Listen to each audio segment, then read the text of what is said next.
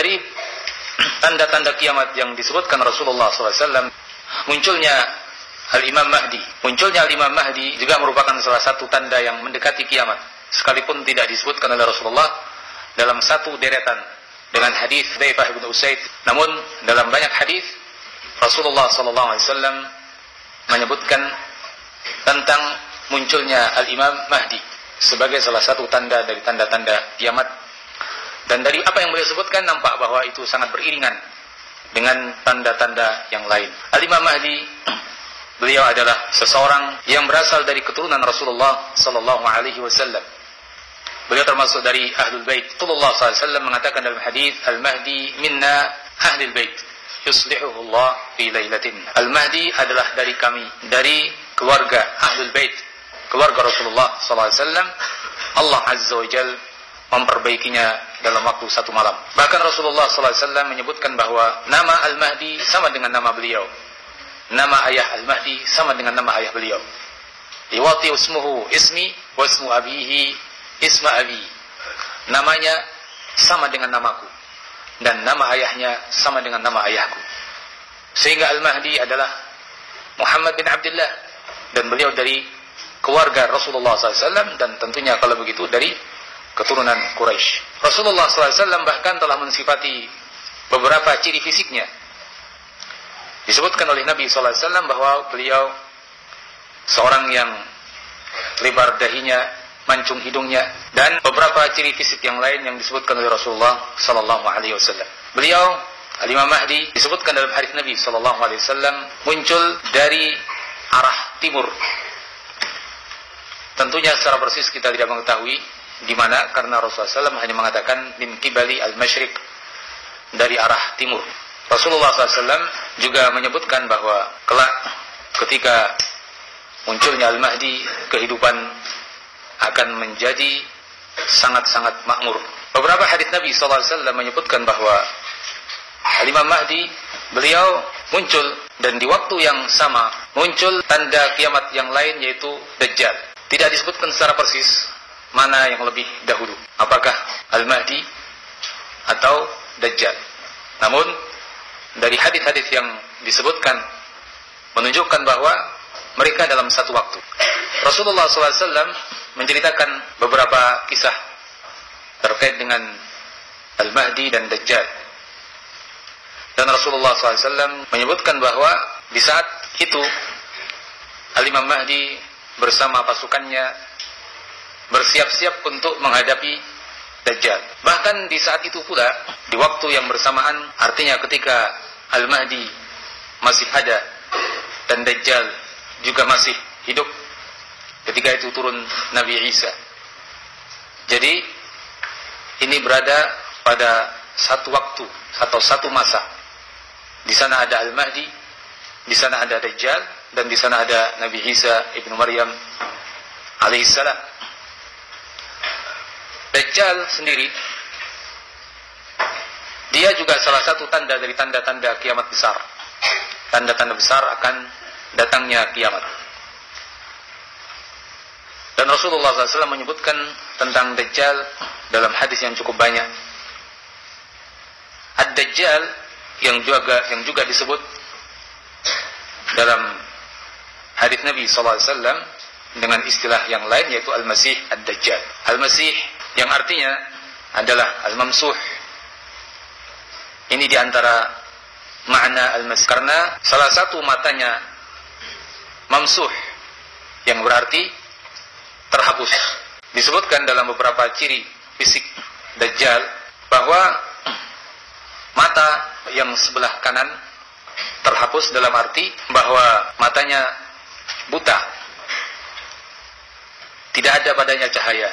Dan ini merupakan salah satu aib dari aib pada kedua matanya. Adapun mata yang satu ternyata juga ada aibnya, yaitu bahwa di daging yang yang menutupi atau kulit atau daging yang di mata kirinya terdapat benjolan daging, sehingga kedua mata Dajjal sesungguhnya ada aibnya. Namun yang satu mamsuh, ya terhapus sehingga tidak ada cahaya padanya atau buta. Oleh karenanya Rasulullah SAW menyebutkan dalam hadis, ala innahu a'war, ketahuilah bahwa Dajjal adalah orang yang salah satu matanya buta atau cacat. Bukan seperti yang dipahami oleh sebagian orang bahwa Dajjal adalah makhluk yang bermata satu. Tidak, tapi dia sebagaimana manusia yang lain, dan dia adalah Bani Adam, dari Bani Adam, anak keturunan Adam. Dia sebagaimana manusia yang lain. Dia pun bermata dua sebagaimana umumnya manusia, hanya saja matanya terdapat aib seperti yang tadi kita sebutkan. Dan Dajjal juga memiliki ciri fisik yang lain, di antaranya bahwa kulitnya kemerahan, tubuhnya agak pendek, rambutnya keriting, dahinya lebar, lehernya pun lebar. Bahkan Rasulullah SAW sempat menyamakan Dajjal dengan seorang yang dikenal ketika itu bernama Abdul Uzza bin Qatan. Kata beliau SAW bahwa orang yang paling mirip dengan Dajjal secara fisik adalah Abdul Uzza bin Qatan. Dia seorang yang hidup di masa Rasulullah SAW, namun dia bukan seorang sahabat. Dia seorang yang mati di atas agama jahiliyah, menurut pendapat yang lebih kuat. Yang jelas bahwa penyerupaan Dajjal dengan Abdul Uzza bin Qatan menunjukkan bahwa Dajjal adalah manusia biasa yang memiliki ciri fisik seperti umumnya manusia. Di sana pun ada ciri fisik yang lain yang luar biasa, yaitu tertulis di antara kedua matanya kata kafir atau kafara. Wallahu a'lam secara persis, karena dalam riwayat terkadang disebut dengan huruf yang bersambung kafir, terkadang disebut dengan huruf yang terputus, yaitu kaf, fa, dan roh. Dan ciri ini akan dibaca oleh setiap mukmin. Ciri ini dibaca oleh setiap mukmin. Dan ini hal yang tadi kita sebut luar biasa. Ya, mungkin selain mukmin mereka akan tidak mampu membacanya atau bahkan mungkin tidak melihatnya. Adapun seorang mukmin, dia akan melihat dengan nyata ciri tersebut pada Dajjal. Dan Dajjal sesungguhnya yakni manusia yang Allah berikan suatu hal yang luar biasa, namun itu sebagai ujian manusia. Pertama dari sisi umur, ya seperti yang kita ketahui bahwa di zaman Rasulullah SAW, Nabi telah mendengar dari Tamim Ad-Dari, sahabat Nabi yang terdampar, tentang kisah Dajjal. Ketika dia terdampar di suatu pulau dan ia memasuki bersama teman-temannya suatu rumah yang ternyata di situ ada makhluk yang besar. Ya, memang disebutkan dalam sebuah riwayat, ya kadang dia membesar. Wallahu a'lam secara persis, kadang disebut tubuhnya qasir, pendek, tapi terkadang mungkin membesar. Ya, karena memang dia adalah makhluk yang aneh. Nah, disitulah Nabi SAW mendengar bahwa Dajjal telah ada ketika itu dalam keadaan terbelenggu, dan dia mengatakan bahwa masa keluarnya telah dekat. Dan dia pun bertanya tentang beberapa ciri kehidupan Rasulullah SAW sebagai Nabi, dan dijawab ya dengan jawaban seperti yang ada yang diketahui oleh sahabat tersebut.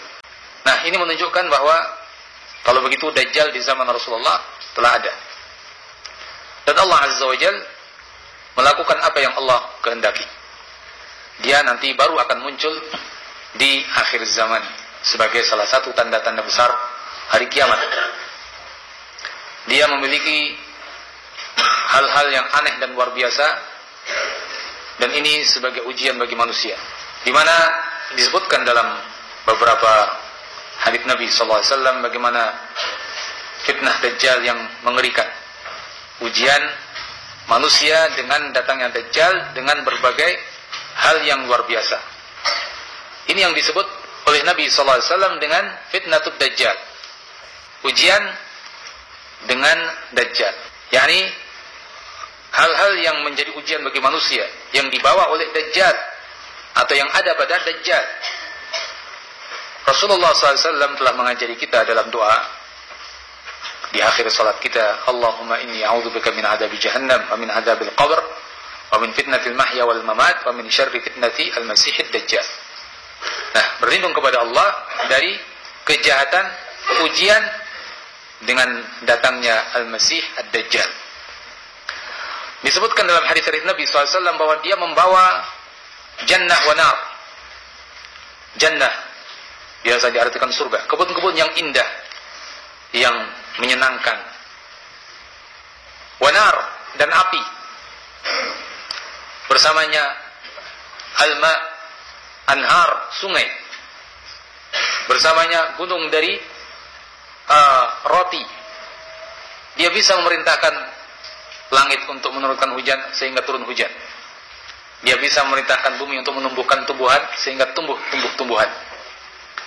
Dia pun bahkan bisa memerintahkan bumi untuk mengeluarkan isinya, kekayaannya dari dalam bumi, kemudian mengikutinya berjalan. Dan dia pun bisa berjalan dengan begitu cepat, seperti angin yang ditiup angin, seperti hujan yang ditiup angin. Hal yang betul-betul luar biasa. Makanya ketika dia membawa keanehan-keanehan seperti itu, lalu dia mengatakan, aku adalah Rabb, aku adalah Tuhan kalian, maka sekian banyak percaya. Bagaimana tidak? Hal-hal seperti itu. Bahkan dia mengaku bisa menghidupkan manusia. Dan memang beberapa kejadian disebutkan oleh Nabi SAW, seseorang dipotong olehnya, kemudian dilemparkan dua potongan tubuhnya dengan jarak yang jauh, kemudian dia panggil dan datang orang yang telah dipotongnya, ya, dalam keadaan telah hidup kembali, bahkan sambil tertawa, berseri-seri wajahnya, tidak kemudian kesakitan karena dipotong. Disebutkan pula bahwa dia menghidupkan orang yang sudah lama mati. Seseorang diajak untuk beriman kepadanya dan dihidupkan kembali menurutnya ayah dan ibunya, walaupun ternyata itu adalah syaitan yang menyerupai ayah dan ibu orang itu. Maka kedua syaitan yang menyerupai orang tua orang itu pun mengatakan, kamu ikutilah Dajjal, dia adalah Rabbmu. Nah, ujian-ujian seperti itu betul-betul menakutkan. Siapa yang bisa menjamin bahwa orang akan selamat dari godaan-godaannya, ujian-ujiannya? Ketika dia menurunkan hujan dari langit, menumbuhkan tumbuhan dari tanah yang kering keruntang, dan yang tidak mau mengikuti dia, tanahnya menjadi gersang. Yang mengikuti menjadi subur. Bagaimana orang tidak tergoda? Bagaimana orang tidak ikut? Makanya godaan dan ujian dengan adanya Dajjal itu godaan yang besar, godaan yang sangat menakutkan. Makanya kita diperintahkan untuk benar-benar berdoa kepada Allah Azza wa Jalla, mohon supaya kita dilindungi dari godaan-godaan Dajjal, dari ajakan Dajjal, dari kejahatannya. A'udzubika min syarri fitnati al-masih ad-dajjal. Aku berlindung kepadamu ya Allah dari kejahatan fitnah atau ujian al-masih ad-dajjal. Ikhwan fillah rahimakumullah, Rasulullah sallallahu alaihi wasallam menceritakan dan menerangkan di sebagian hadisnya, kata beliau, la ana a'lam bima ma'ad dajjal minhu, sungguh aku lebih mengetahui daripada Dajjal terhadap apa yang dibawa oleh Dajjal itu sendiri. Saya lebih tahu daripada Dajjal pada perkara yang dibawa oleh Dajjal itu sendiri. Kata beliau sallallahu alaihi wasallam, ahaduhuma ra'yul ain ma'un abyad. Salah satunya adalah air yang putih, ya. Wal akhar ra'yul ain narun ta'ajjaj. Yang lain dipandang mata api yang menyala-nyala. Kata beliau sallam, kalau seandainya seseorang dari kalian mendapati itu, diajak oleh Dajjal untuk masuk ke air atau ke api, kata Nabi sallam, falyatin nahra alladhi yarahu nara, justru datangilah sungai yang di situ ada apinya, yang dilihat, atau sungai yang dilihatnya sebagai api. Wal yughmid, dan pejamkan matanya, pejamkan mata. Thumma liyatata' ra'suhu fayashrab minhu, kemudian hendaknya dia menundukkan kepalanya dan minum darinya. Fa innahu ma'un barid, sesungguhnya itu justru air yang dingin. Sesungguhnya itu justru air yang dingin. Nah, dia menipu, ya, membawa api, membawa air. Kalau ada orang yang mengikuti dia sehingga ke air yang dia lihat, itu justru sungguhnya adalah api. Tapi sebaliknya, ketika dia masuk ke dalam apinya, ia tidak mau mengikuti Dajjal sehingga rela masuk ke dalam apinya demi memegangi kebenaran, justru itu adalah air yang dingin. Nah, demikian yang diterangkan Rasulullah SAW atau makna hadis tersebut. Ikhwani fi din rahimakumullah,